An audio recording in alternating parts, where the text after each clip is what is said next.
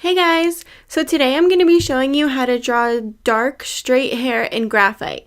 If you missed last week's video on how to draw light and curly hair in graphite, I'll have a card pop up in case you want to check that one out too.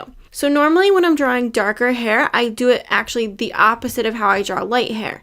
If you saw last week's video on how to draw lighter hair, I normally start out with whatever tone I want my highlight to be and darken from there. When I'm drawing dark hair, I actually like to start out with those darker shadows because it gives you kind of a base tone for the rest of your drawing. You want to make sure that those darker shadows are as dark as they can possibly be, but you want to make sure that the rest of the hair looks good in relation to those shadows. If you end up making those shadows too dark and you don't make the rest of the hair match that darkness, then it won't look right and it will look like those sections are actually darker and maybe even a different color than the rest of the hair. And along those same lines, you also want to make sure that your highlights don't get too light, because if they're too light, it'll look like that piece of hair is actually a different color, maybe blonde instead of dark brown. So you want to make sure that everything kind of matches and it just looks like different gradients of the same color where the light is hitting it differently.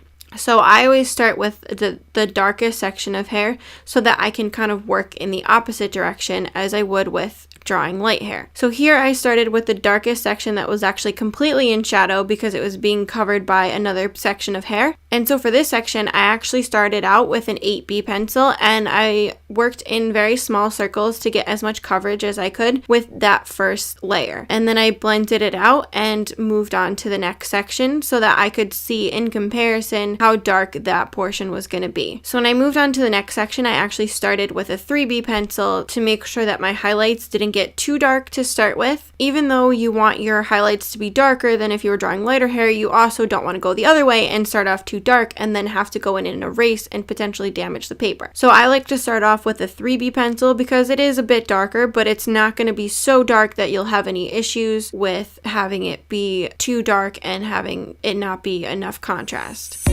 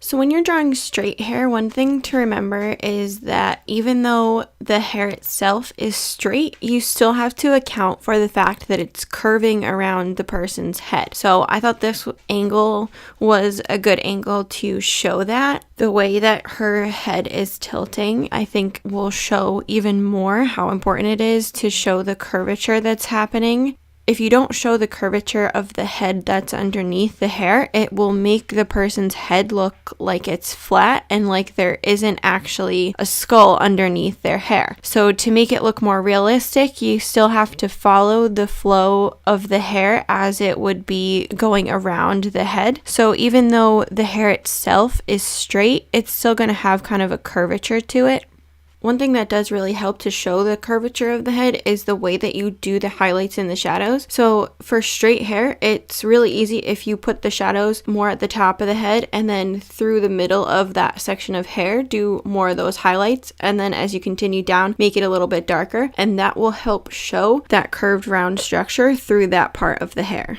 When I draw straight hair, I do usually work in larger sections than I do for curly hair. It's still good to section it off and look at it in the different directions as you would with curly hair. But because the hair itself is straight, those sections can be bigger because there's going to be a larger portion of the hair that's going in one direction.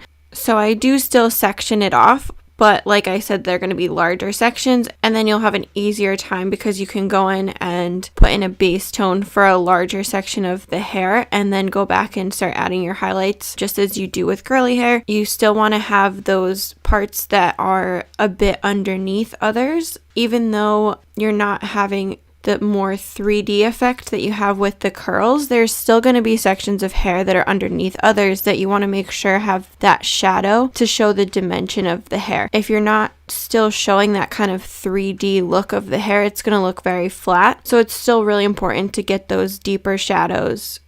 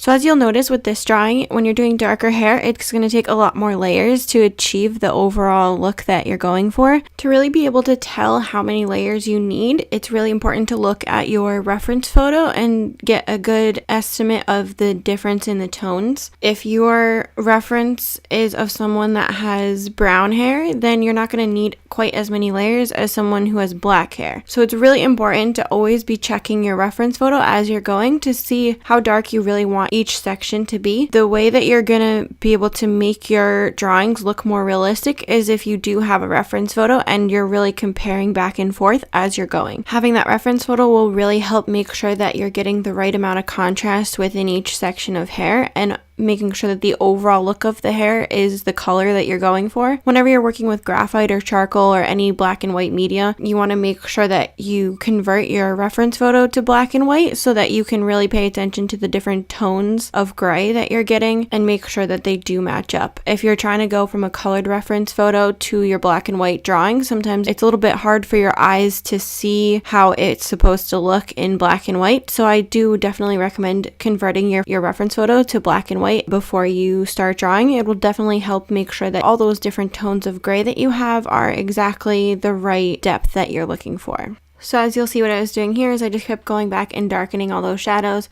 pulling out some of the highlights again, and just continued layering and layering until the overall look of the hair was that dark color I was looking for.